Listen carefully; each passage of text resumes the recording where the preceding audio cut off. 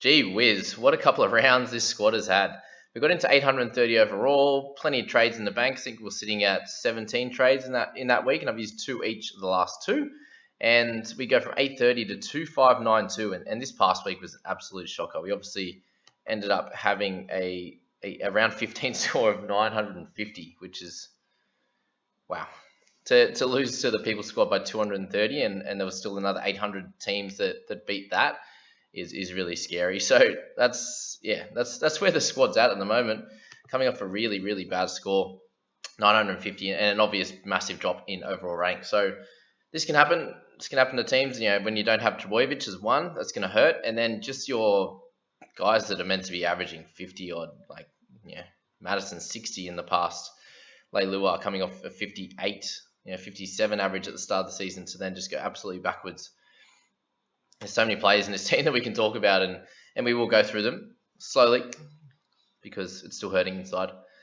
There's still a good chance that we can come back, but just not the team's not set up as well as the people squad. And what a change a couple of weeks can make. We're sitting with a lot of keepers, which are now marginal keepers just based on the last couple of weeks' scores. But yeah, there's a lot of decisions that I've made that I feel like were good decisions that just haven't panned out, unfortunately, and we're due to luck, due to change in circumstance that we didn't know was going to happen with certain players. But we'll go through that, and it shows that what can happen in a few weeks in fantasy, whether that's going down and improving a lot or going the opposite way. So yeah, we'll go through them as we go along. But here we are with obviously Brayley and Watson, our two that are sort of struggling a little bit, but we spoke about them in the people squad, and something that kind of came out of nowhere with Brayley. Obviously, we weren't expecting him to average 75 at the start of the season, but we also weren't expecting him to average 40 over the last 5 or whatever amount it's been.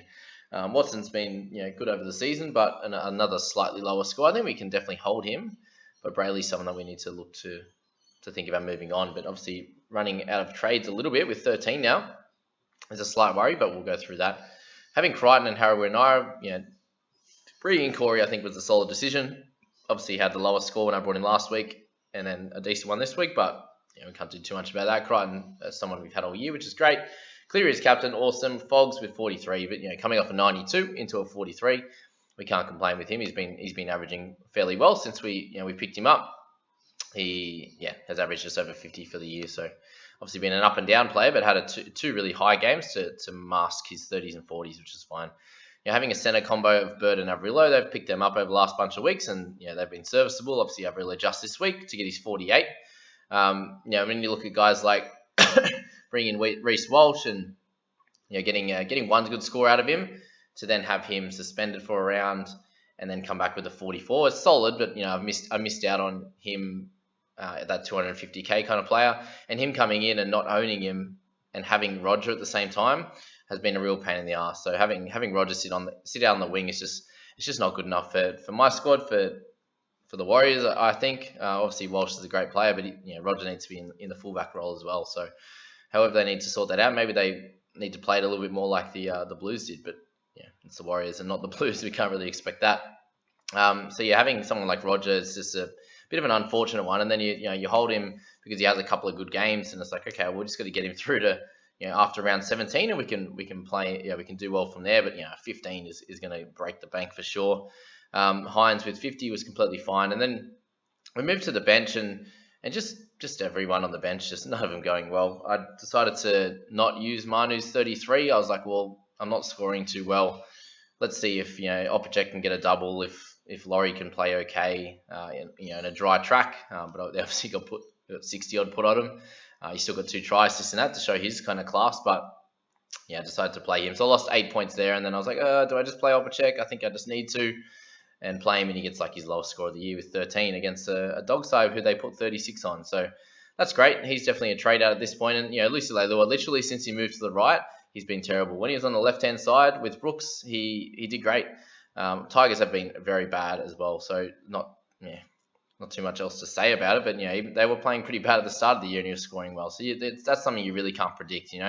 He had a slow start to the year in his first year last year in the second row role and a big minute role, and then ended up averaging high 50s for the rest of the season to round out the season at like a 52 average.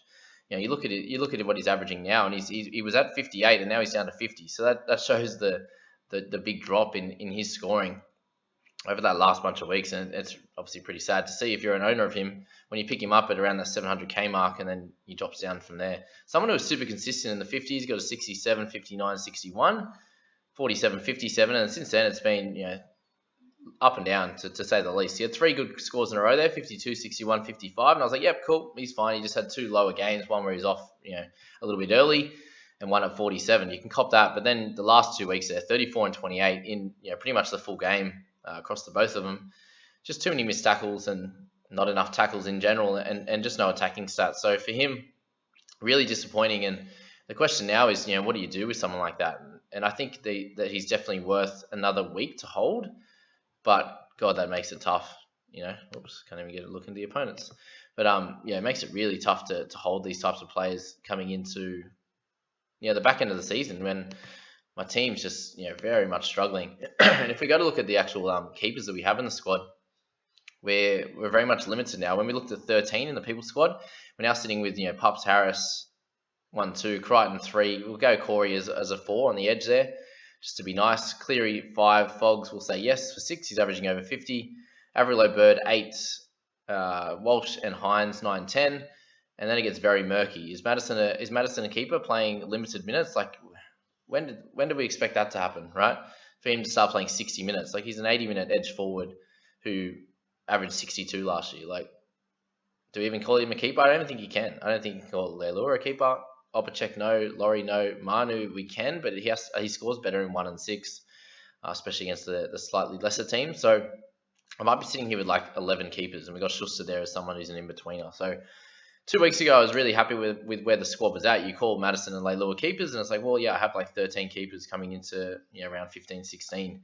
And I'm not sure if I can say that now. So, yeah, some really big decisions need to be made over the next few weeks. And what I do with Madison and Leilua and Opacek, and how I utilize their cash and build up to some stronger, better plays over the next few weeks is going to be pretty crucial. And I think for me now, it's probably going to be about trying to be patient and working out which one of these guys has a chance to come back and score 50 plus, and which one of these guys we think will continue this role and not improve at all. And you look at Madison and his average is down under 50, which is not normal at all for him. That includes a big 70-odd score a couple of weeks ago in a high-minute game, 70-odd minutes, and that's fine. If he's playing around 70 minutes, you can cop that because it's not. You might be missing out on about 6 to 7 points, and we can cop that. But when he's playing 60, it's like, well, is he actually a keeper? Do we move on to Watson, Brayley? But Roger's going to have to go. There's so many guys that aren't hitting their straps at the moment, and which ones are going to be temporary and which ones are going to be longer lasting. So that's that with the squad. Just a bit of a shit show after being ranked 800 2 weeks ago. So that's that. And we'll move to the alternate who had a solid week there, but didn't really gain any rank. So it's kind of a solid score in the early thousands there. We decided to take Gamble's 51 in this one as well. So Schuster as a DNP was fine. We took that there, and I wasn't looking at the squad as much and left Simonson in there, and then decided to take Peachy out, and he ended up getting 53. So I missed out on about 19 points there instead of playing Simonson over Peach, but is what it is on that one. But having Pangai in there as well at 58 was good, but we're going to have to trade him out. I decided to go for Fafita as captain, so lost 17 points there over Hughes. But having Moses in there, Bird Averillo is great, Teddy, Walsh, and then that decision of following the crowd and going with Moylan. In the alternates, just hasn't panned out, of course, like I thought it would. But anyway, that's that there. And then you've got Kelly warming the bench down there. There's just a lot of bits and pieces happening in this squad. Yes, we have 13 trades, 150k in the bank. These next few trades are going to be really important. Like, who do I move Pangai to? And then how do I use some of the cash that's sitting in my wing fullback in a Moylan, for example? I think we're going to have to hold him until obviously 17, but then we're moving him on.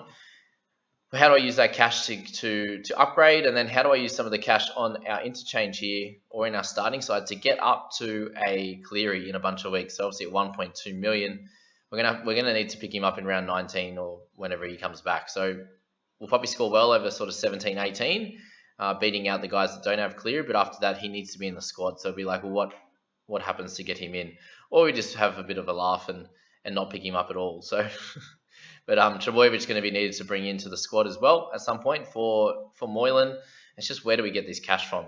That's going to be the real question. We're sitting at a lower overall amount of team value. So and that's to do with Cleary going up sort of what 300k for one, missing out on that, and just not having a bunch of other players that score really well. So that's that there. But having McCulloch on the interchange was good. Harbour and Ira there. I suppose there's not much else to say on the alternates. There's just a lot of things to do with limited trades remaining at the moment. But again, we're gonna have to nut our heads together with all your guys' help in the comments as well as to what you think the alternates should do in this day and age, and work it out from there. But that's currently where the two teams are at, guys. We're all in on the people squad.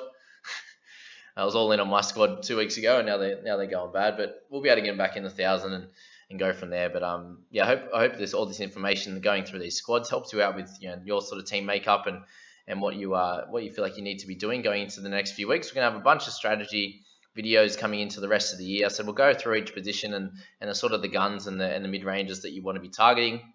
We'll go from there. Please do like and subscribe if you're enjoying. Best way to support me, and we'll go from there, guys. Have a good day. See ya.